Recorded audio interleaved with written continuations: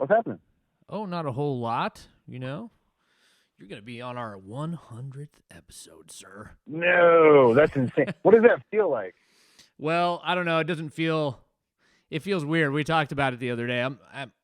It's just me. My co-host is, he's a family guy, so he's got some stuff going on. But we talked about it the other day, and it's just like, well, it took us 4 years to get here, So, that's crazy. Yeah, we've taken some breaks, life happens. I mean, my life personally has been kind of crazy the last 3 or 4 years, So, yeah, it's leveling out. Yeah. But it feels good, man. It's just, it's a commitment to having cool conversations, or at least trying. I mean, not to say it always works out, but we certainly give it our best. But yeah, how are things with you, man? Doing okay. Are we recording now? Are we good to go? Yeah, I'm recording. We'll just we'll edit if we need to, but usually I just keep it real, dude. Oh no, that's fine. I wanted to make sure it was cool if I drank a beer. Oh, I'm drinking a beer too. No, that's what we do here. Oh, there we go. Yeah. That feels much better. Yeah, I refrain from drinking and smoking while I do my interviews for my show or whatever, just because I want to stay. I don't know. I want to stay sharp and composed, and I just feel like, because once I have one, I like to have 7, 4 or 5, and so I like to put that off until the end of the day. But if I'm just talking, right, somebody else's show, oh man, I'm drinking, bud. Well, yeah, man. I mean, and I left it. I'm kind of trying to leave it open ended because I feel like I've just been prepping for these interviews a little too much. Maybe I don't know. The last couple of guests we've had, it's been a little daunting because. I mean, we had Jack Joseph Puig on our last one, and he's a legend, in the recording industry, and his discography is like humongous. And I was like, where do I begin? It's like, geez. Mm-hmm. But I just approached it from the angle of, well, what do I want to talk to him about? And basically, I wanted to talk to him about all this, the smaller records that he did do, but were huge in my life, So that's kind of how I distilled it down. And I think I kept his interest. I mean, he was like, wow, nobody ever talks to me about those records anymore. It's like, well, that's why I'm here, brother. With those legends, because like a lot of times I'll just call up, people that I've known for a long time. And it's the show that I started is more like just kind of old friends catching up and just kind of shining some light on some parts of the music industry that people don't really get to know about on a day-to-day basis or hear about all the time. Right. But, I've also gotten the opportunity now to interview a few of my heroes that I've never met before in real life, and it's crazy when you're just like, oh crap, I guess I'm like a journalist now in a weird way. I didn't know what I was getting myself into, but like now that I've got all these opportunities to interview these legends and talk about, I'm like, what the hell do I even ask them? And I know exactly where you're coming from. So that's a great point. Like you said, you just ask them what you want to know about, and just don't ask the stupid questions. Don't ask the, I make like I'm like I feel like I'm on the Chris Farley show. Do you remember that? Right. Yeah. That's an over. Like right. That's the nightmare. Remember that time? That was awesome. Oh yeah. It makes me feel like that sometimes. But yeah, that's all good. I usually go from that template outward. It's like I don't want to do that. You listen to interviews too. Yeah, I don't want to be the radio guy. You know what I mean? I don't want to be the guy that's like, yeah, how's it feel to be a rock star? It's that's fucking lame, dude. Yeah. And some of the bigger artists that we listen to, they still put up with that shit. Sometimes. Like, oh yeah. Like the Black Crowes have been doing press lately, and I'm a huge fan of them. And yeah.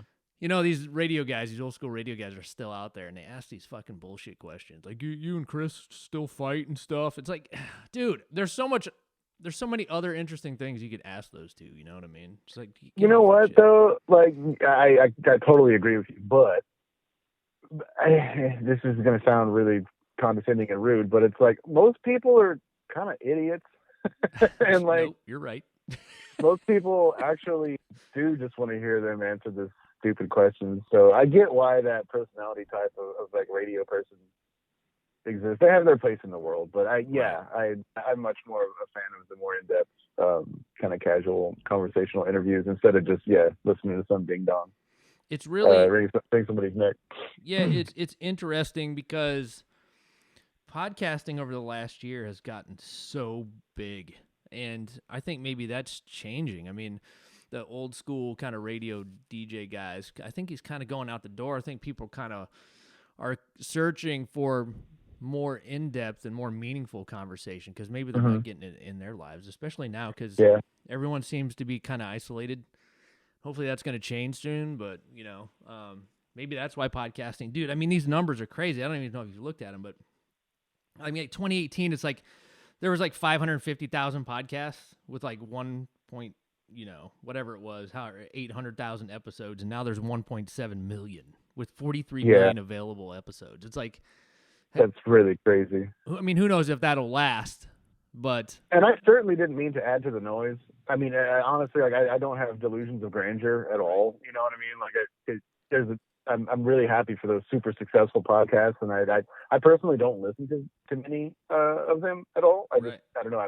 I'm busy doing other things, and that's why I wanted to make it like a radio show where it doesn't have a video element, just because like number one, I'm not getting any prettier, and number two, like I don't know, like just sitting on a computer screen, just staring at two people staring at their computer screens. This isn't very appealing to me. I'd rather listen to a podcast while I paint or while I do other things. So that's kind of where I came from, wanting to do that that way. And just also a friend of mine, Ben Adams, he was the one. A lot of people like pushed me into it or tried to push me into it, but he was one that just really like kind of relentlessly like wouldn't let me go. I do feel bad, Ben, if you're listening. He did want to co-host a program with me, and I don't know, I didn't feel comfortable with that. I just when I do things, I like to do things my way, and then like the my way or the highway came up, and then I was like, well, my way is the highway, and just then it was like, damn it, I think I have a show in my hands, and then that I started going through my Rolodex, like my contacts list on my phone, and I just realized how stupid it was.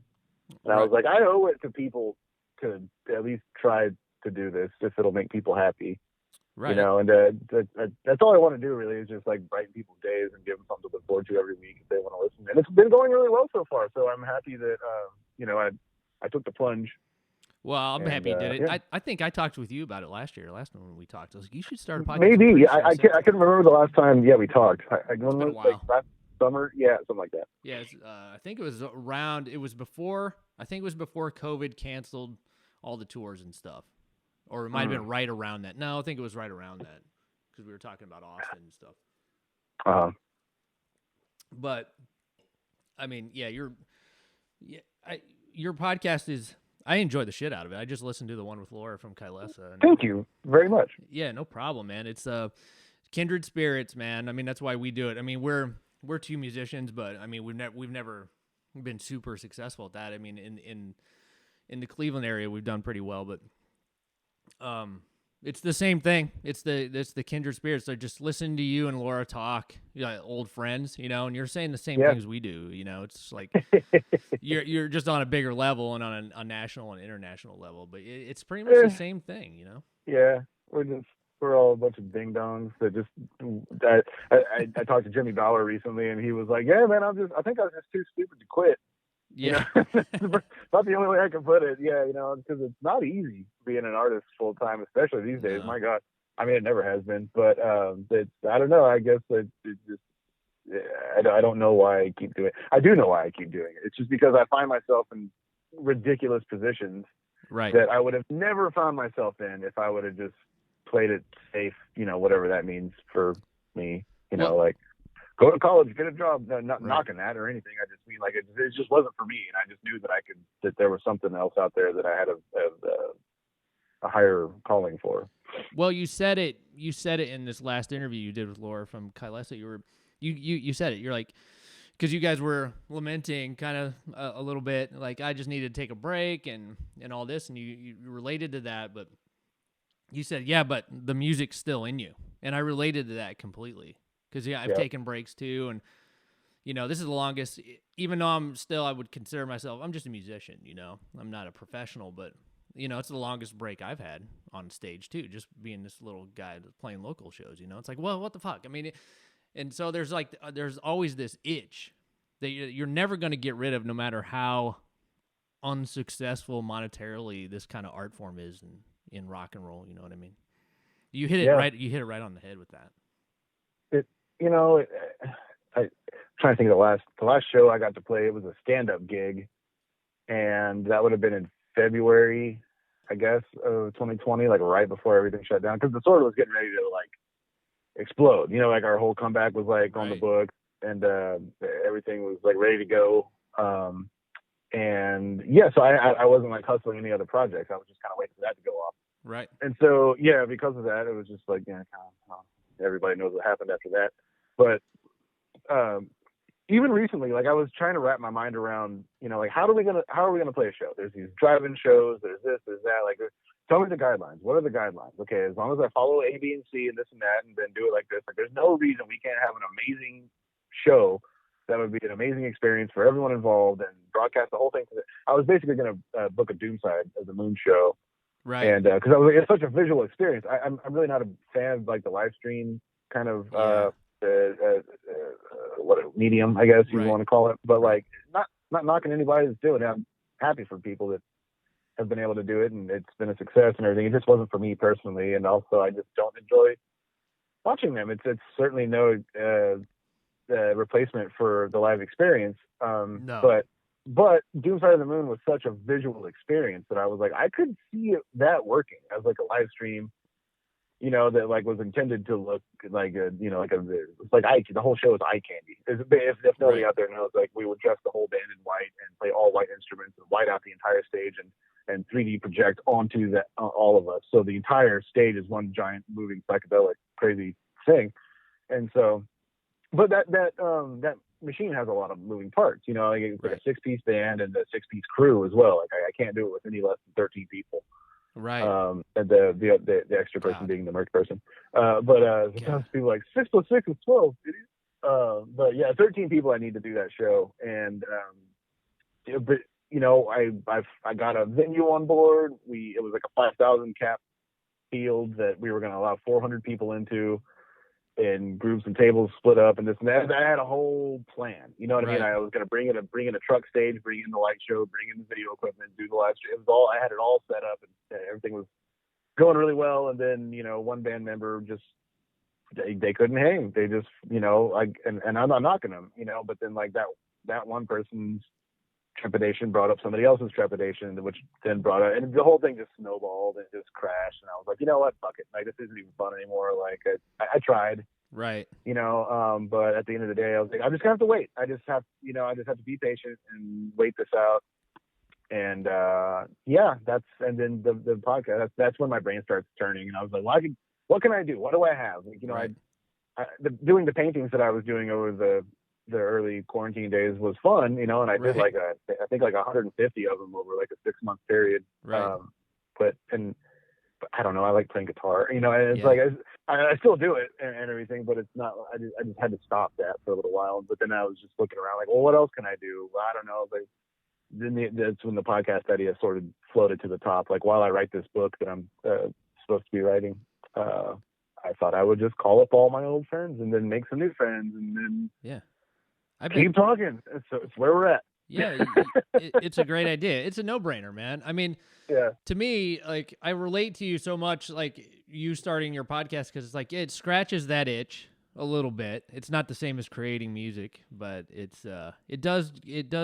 is a creative endeavor, you know, because you got to do the art. And absolutely. And also at like the technical standpoint of like editing the episodes together and producing that whole angle. I mean, it's a fucking job, dude. It takes a long time. Yeah. Yeah. People don't understand, like, anything you do, it's like, it takes work. Like, I explain it to my friends, like, it's not as easy as everybody kind of markets it to be, you know. I think all these million podcasts or whatever, it's like, yeah, but fucking 100 or, you know, 1 million of them are probably going to stop after, you know, 10 episodes or whatever, because, you know. Right, or if they're even any good, you know, or whatever even the subject material is about or whatever, you know. Like, I get why it exploded.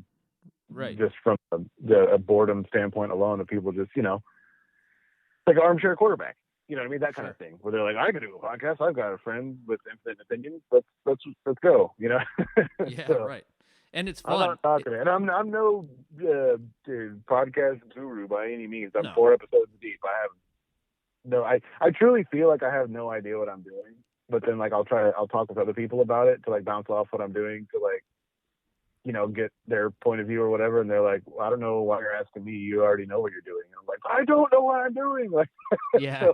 so we must all have no idea what we're doing. Dude, I mean, our first episode, we had no clue. We just hit record and we're like, what the fuck? I mean, let's just talk and figure this out and kind of give an introduction. And yeah, man, I was listening to, well, you can listen to, we can point to the big podcasters. Like, we'll say Mark Maron.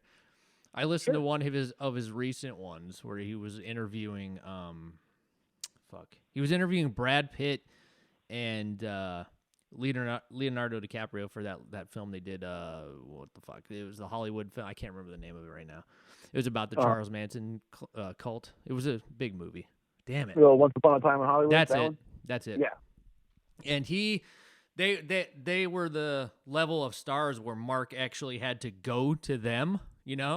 So he had to do a podcast out of his comfort zone, basically probably with a Zoom like we do it. And which is, how we used to do our podcast. We used to go to shows and talk to the publicists and go to shows and get in and talk to the band before. And we will do that again because I think that's the best way to have a conversation. But absolutely. If I take this on the road, like if the Sword starts touring again, I'm definitely doing that. Anywhere I go, just gonna just schedule the whole thing ahead of time and just do it all legit in person. I'm not a big fan of recording the phone calls. I have to do it sometimes. Yeah. I'm still getting to producing that angle of it. But for the time being, I've been really lucky with the guests being pretty accommodating as far as how I choose to produce the episodes. And I think it shows. I think it's like the quality of the programming is pretty clear and professional for how I'm doing it with the equipment that I'm using. Right. Yeah, it's a challenge, dude. I mean, well, like going back to that, it gets weird sometimes podcasting. Sometimes it doesn't sound good. A lot of people don't understand like the backstage of this stuff, and I'll kind of explain it in a second. But going back to this Mark Maron interview, like he had to go out of his comfort zone, and shit started fucking up. His recorder started messing up, and he's like, what the fuck? And he started having a meltdown, and Brad and Leonardo, they're just freaking out, and he was just started apologizing, and he's like, what the hell? And I was like, Mark, welcome to podcasting, brother.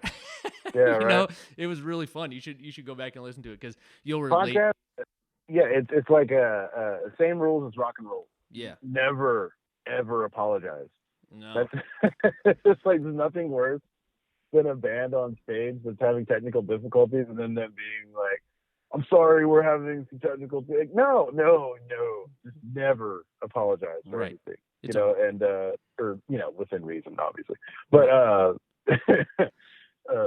nothing worse than I cringe when bands apologize. And because it never stops. Then they're just like, I'm really sorry, everybody. I'm really sorry. Like, oh God, no. Yeah, you'll take the fucking vibe down. And I mean, as a fan, I don't give a shit, I don't know if I have a different perspective because I'm a musician too, and a lot of the fans are too, so they get it completely. It's like, yeah, who fucking cares, just fix it, and we'll sit here and fix it, and let's fucking jam, man. I mean, who gives a shit? I have the same approach with podcasting. I mean, we just did an interview with Arvid from an awesome band called Greenleaf out of Sweden, and it didn't sound great. He's overseas. The connection was weird, and I was like, "Well, fuck it, dude. We're gonna just roll with this, and who gives a shit? And we're gonna put it out there, and whoever listens, you gotta clean it up as much as possible and just put it out, right? Because there's always another episode next week, and if you lose somebody because the show sounded bad, well, fuck, you can't. There's nothing you can do. They're the ones that leave the club because something doesn't sound right for 5 minutes. Whatever. Yeah. Whatever. I got a fun story though, dude. Yeah. We started the podcast. It was around the Used Future tour. We saw you guys at the Grog Shop in Cleveland. I think it was the second or third time I'd seen you. But me and Paul went. And we were waiting at the bar, and we had just started the podcast, I think. When was that? 2016, 2017? Used Future? I said it was something around there. I think that came out in 2018. I think that was like late 2018. Really? Or like summertime. Yeah, Dude, I don't know anymore. I'm so sorry. Dude, I'm losing track. I'm like, what the fuck? But yeah, we were sitting at the bar, and some kid comes up, and he's like, "You guys are in the Rock Savages podcast, right?" And we just look at each other, and we start laughing. And we're like, "Yeah, dude, come and sit down. Let's chat. You're a fucking awesome Sword fan." So we just started talking about the Sword and shit, and it was hilarious. But yeah, that was at a Sword show. But that was a great That was a great record. It was a great show. Thank you. I appreciate that. Is there let's kind of dive into the sword a little bit, because I think Sure. last time we talked, I kind of geeked out on you on High Country and Used Future, because I was just really vibing on that. We talked about the Primus tour, but I know you guys have been on hiatus, and it's like, what does a hiatus do to a band of where you guys on your level? Because I think maybe a hiatus is kind of good because people are discovering the sword, probably. I mean, do you think that's the case?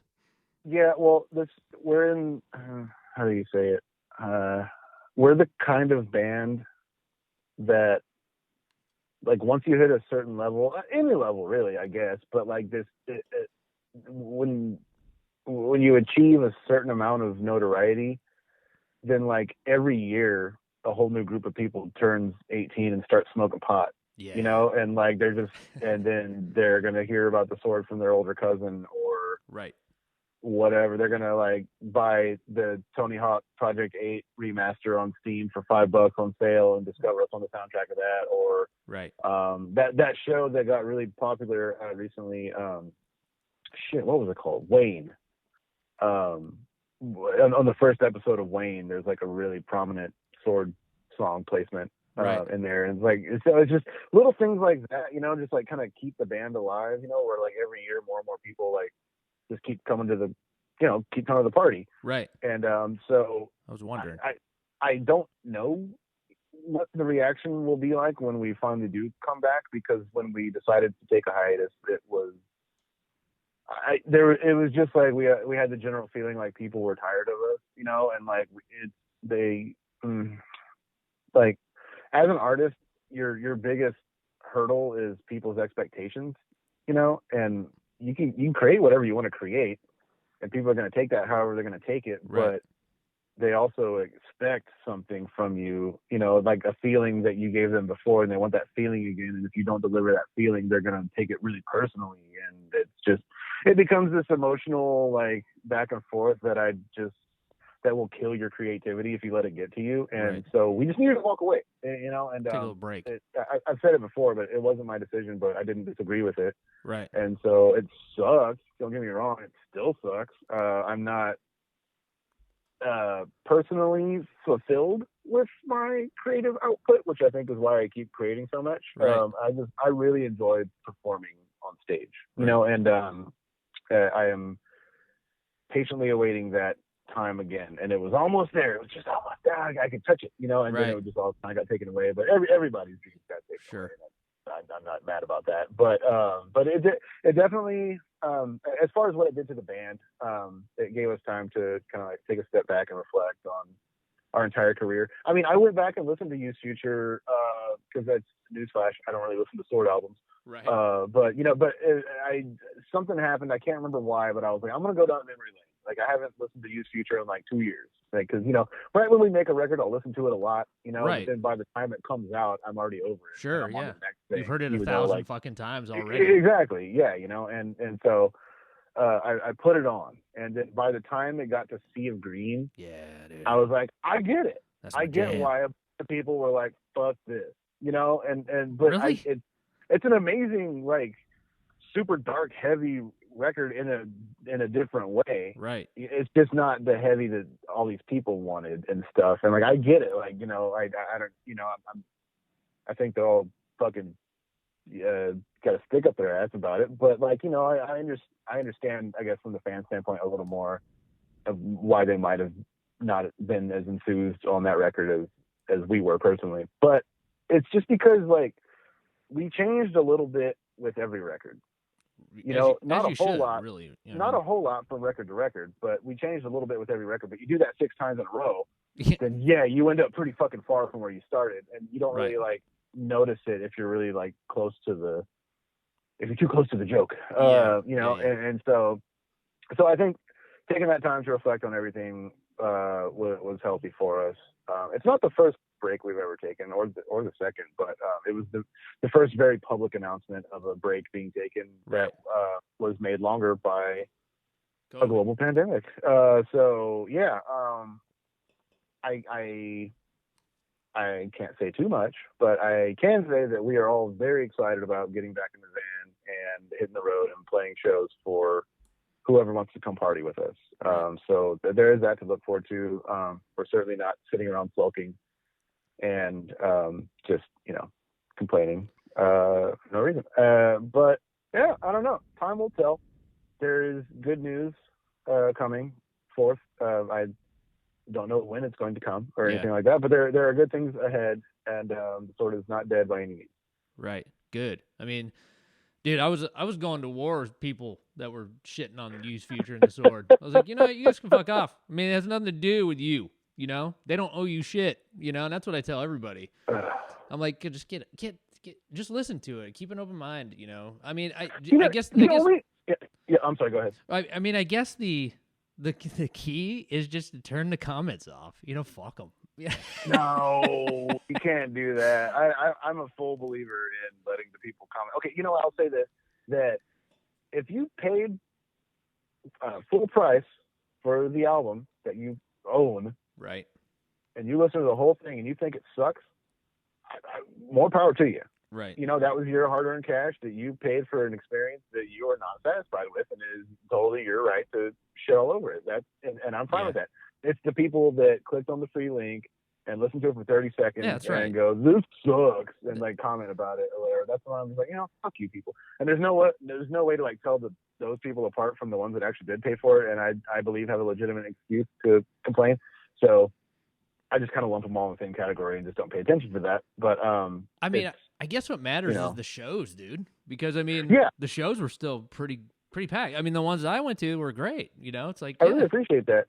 I think seeing the High Country and the Used Future songs in the context of all of our older material as well, made it kind of sailed it home for a lot of people. Right. But it was just the people that didn't make it to a show or have very narrow tastes or any number of things. I think those are the ones that just they walked away from the table and they didn't come back, and that's fine. It's a free market. I guess that's beautiful. I don't need them in my life. You know what I mean? Right. If you don't like what we're throwing down, then bye.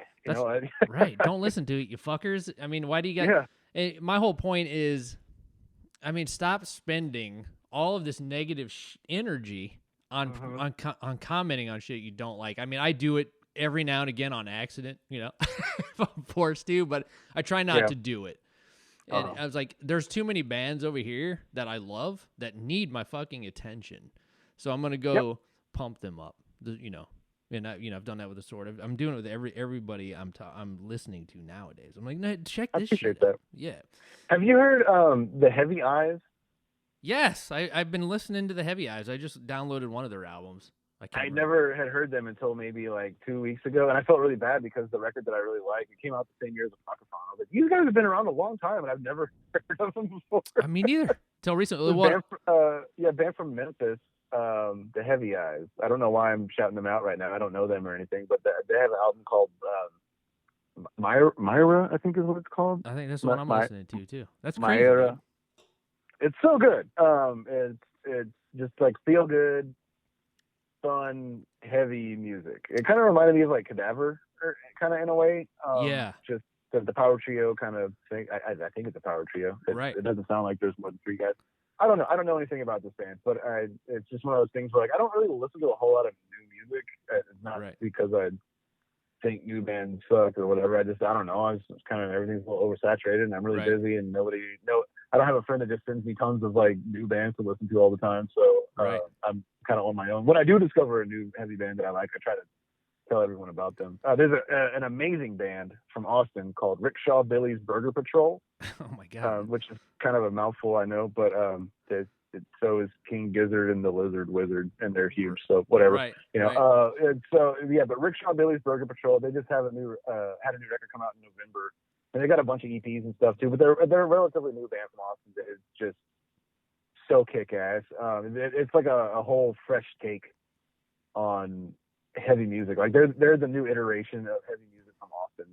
The Sword's old now, man. We're old dudes that came from a different era of a music industry that doesn't exist anymore. And we're kind of like the elder statesmen now, which feels weird because I was always the young dude on the scene. Well, you know what? But, you were saying that in your last episode, but it's like, if you guys are free of a contract, you can just release your own shit, and you should. And you guys would probably make some cheddar on that too. I mean, we're not though. Oh, you're not going to do that? That'd be No, we're not free of a contract. Oh, you're not. We're okay. very much under exclusive recording contract. Oh, no shit. Okay. Well, shit. How many more records you got on that one? One. Okay, there you go, dude. But it's an option. We could get dropped. I don't know. You never know. Because like that. Hey, I don't know why I'm talking about this, but just for those of you out there that don't know how contracts work, I'm writing about this in my book, Written in Stone, out sometime. We'll talk when that comes out. It'll be out sometime. Yeah. But the many different kinds of record deals you can sign, and the one of the most prevalent ones, especially in decades past, was the exclusive recording contract, which means that this label is buying X amount of albums from you of quote original commercially viable material. So that means you can't do a covers record or whatever, you can, but it just won't count toward your contract. Right. And so,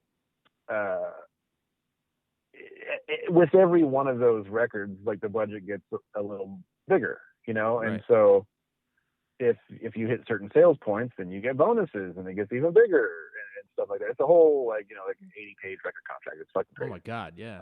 Yeah, it's nuts.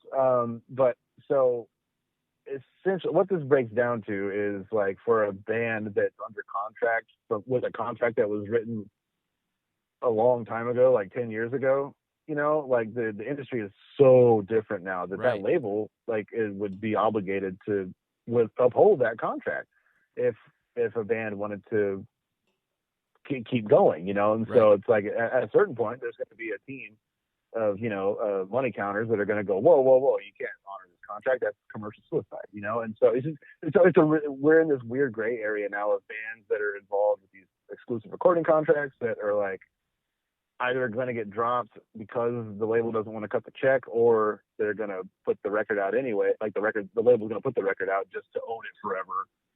There's so many different talking points about like what you could argue is like whether it's good to own your own masters or bad to own your own masters or whatever.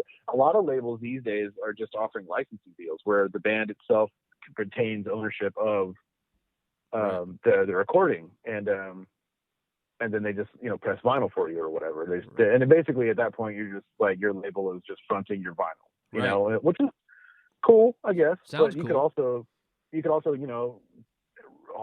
do it all yourself and just hold a pre-order and use the pre-order cash to front the record pressing and then keep the change. It's I know this is like sucking all the life out of it. No, it's not. I mean, to me, it's very interesting because, I mean, dude, that's why we have these conversations, to shed light on this stuff, because a lot of people don't understand or know. They just think everybody's out there fucking raking in cash, and that just simply is not the case. Not at all. Yeah, no, it's interesting, and a lot, some folks that do listen to this are interested in that stuff. That's why we've had the producers on and stuff. It's like, I will say though that any money that is made, if you do get a big windfall, you know what I mean, chances are that money's already been spent. It's like most of the time when a band does get paid, it's like that gets them out of the hole that they dug themselves into to even make that record. You know what I mean? So it's like it's things are really never the way most people think they are when it comes to bands making money in any way. I mean, we're all just scraping by. I don't give a shit what band you are. Even like the bigger your band is, that just means that's the more money you're spending from what you're bringing in. You know what I mean? Right. When all of a sudden you're like, oh, now we need 2 lawyers. Well, there goes a huge chunk of change. And now you're like, oh, now we need a band bus and a crew bus. Well, there goes another $50,000 a month. You know what I mean? It's just like I've seen huge bands. I'll use Slayer as an example, just because this situation was so public.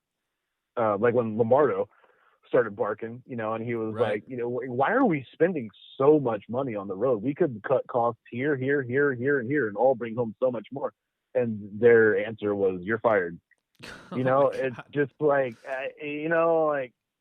it's weird. Like even you think a band like Slayer, who's huge, would just be like rolling in money.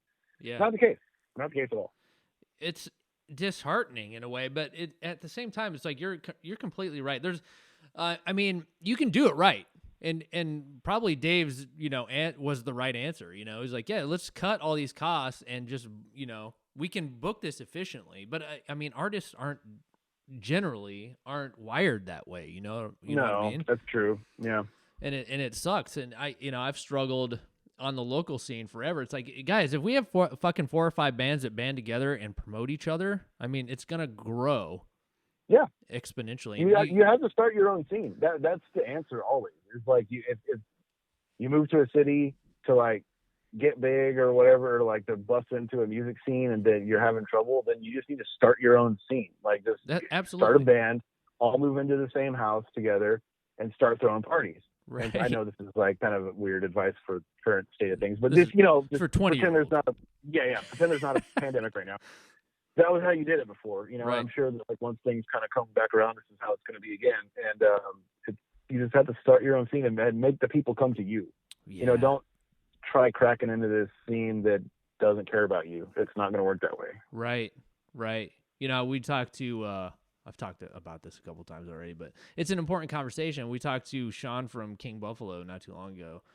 And he was like, Sean. Yeah, he seems like a great guy. I've never met him in person, but I'm a new King Buffalo fan, but I'm a nerd now. I'm like, I've got all their shit. And I was like, what the fuck, this band, you know, I heard about them, but they're so good. Oh my God. But they're doing 3 records this year. And, you know, we talked to him and he's like, there might be a rock and roll revolution coming on, you know? And I'm like, dude, you could be right about this, you know? I hope so. Dude, I hope so. I hope so.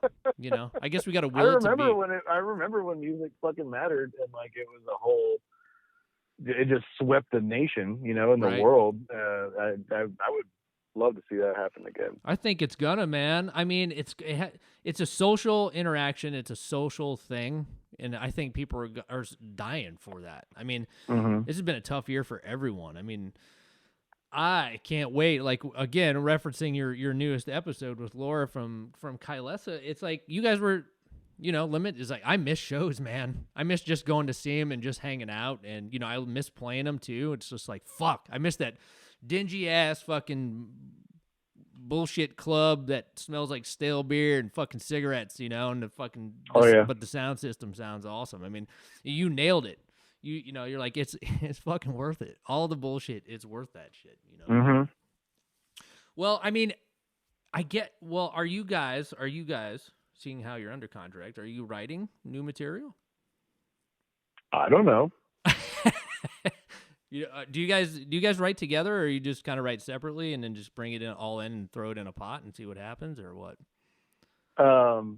Yeah, I mean, every record was different. JD, you know, he wrote pretty much all of Age of Winters, mostly before the band even formed. Oh, really? So that was kind of the template or whatever. I think Lament for the Aurochs was the only song that I had contributed to, writing-wise. Okay. And with Gods of the Earth and Warp Riders, it was much more collaborative, just all of us like writing the material in a jam room, you know? Because we practiced 3 days a week for like 7 years. Oh, wow. I mean, it was like if we weren't on tour, we were practicing Monday, Wednesday, Friday at 3 o'clock. And that's how you gotta do it, dude. After a while, we were like, why are we doing like, can we just go home? Is that an option? Please. Yeah. Like, do we really need to practice Freya right now? Oh, you were practicing old shit. I thought you were writing shit. No, yeah, just to practice and stay sharp, you know, Yeah. and stuff. And it was just a routine that we were in, and then I don't know, we just never stopped. Well, it paid off. Shit. But then, it was fine. And then before Apocryphon, JD moved to North Carolina, and that's when it started becoming more of like a my song, your song, their song kind of thing, you know. And like, you know, I would write a song and JD would add a bridge, or JD would write a song and I would put some solos in, or whatever, you know what I mean? It was just kind of, but JD is always like the takes whatever music we have and turns it into a song. Right. He's the songwriter of the Sword, and he came up with the band name. It's very much his idea and his vision. Right. And so so like with High Country, it just kind of, that was a different one. Because that one was like, with Apocryphon, it was the first record that we had that didn't have any instrumental songs on it. Right. And okay. Yeah, that's right. we wanted to kind of bring that back, and so we wrote I want to say we tracked like 18 songs for High Country, but we loved all of them, and we were like, we should put out every one of these tracks, but like 5 of them were instrumental, and so we put 4 of them on the record, and then one of them was the B-side to the High Country 7-inch that came out first, and so that was just a big. We were exploring a new sound anyway, dude. So that was just like a big experiment, It was it's one of your best records still. I mean, I've been saying that. Thank you. I mean, seriously, it's like, again, we go back to the people bitching, but I think a lot of the fans just came with you. I mean, I did. I was like, no, they're growing. The songs are there, so it doesn't fucking matter what it sounds it's like. funny to me. I try to talk to everybody that wants to say something to me, and what I've heard a lot is from people that discovered us on High Country. They love High Country, and they really don't like our heavier, older stuff. But the people that discovered us like early on, like they really don't like our like more mellowed out kind of like. So it's funny how like hearing the people that are like, no, I only like High Country. I'm like, are you serious? That's cool. That's fucking cool. I mean, I guess go back, listen to the heavy stuff too, man. Led Zeppelin was mellow and heavy, so. I know. I mean, I understand it. 3 is still one of my favorite records. Like, goddamn, I love that album. Which one? 3. Oh, yeah, me too. It's one of my favorites. That and Physical Graffiti. I tell people that all the time. It's like, yeah. Celebration Day? Shit, fuck off. That's awesome. Yeah, but I mean, that's kind of the approach, right? I mean, that's how I think of the Sword. I'm like, yeah, they can do whatever they want, and they should. I mean, if you guys would have kept doing Age of Winters over and over again, I mean, it's like... I mean, unless that's what you wanted to do. I mean, there's only a few AC/DCs in the world. I don't know. Hey, the Sword is a band where the fans care about music, Yeah. For the most part. I mean, at least the ones that come to the live shows. So, yeah, I think that's that's who you should cater to. But man, I hope to hear some new Sword, dude. You don't know, huh? I don't know. Is the tour with Primus coming or no? I guess we can't really say, can we? That I don't know. Actually don't know. But there's nothing I can say officially, but I know it's tough.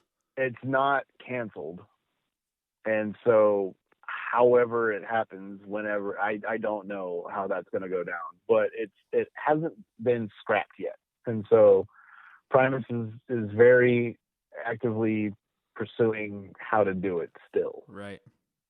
So that's all I can really say about that. Oh God, I have so many fucking opinions on it anymore. I'm just like, just book the tour. I'll go. It doesn't. Yeah. It doesn't matter. It just. I don't care, and I personally just don't give a shit. And like I'm not afraid of anything. I'm not saying anything's fake. I'm not saying I don't care. I'm not making it a political issue. Right. I'm just saying that I've never been one to live my life in fear, and I'm not afraid to do anything. You know what I mean? It's just right. Tell me when to be and where to be, and I will be there, and I will rock with my rock and roll guitar. I'm with you. I'm with you.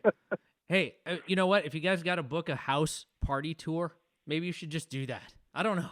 I don't know what the answer is. I've been having so many conversations with people, and it's just like, they can't lock this shit down forever, but people are just it's gonna start going like prohibition. Like, well, okay, we're gonna book bands in the middle of a cornfield on a fucking semi trailer, and people can come onto private property. Let's do it. I don't know what it's gonna be, but if they keep the shit locked down, that's what's gonna happen. I mean, there's no doubt about it. I mean, people aren't gonna be locked down forever, man.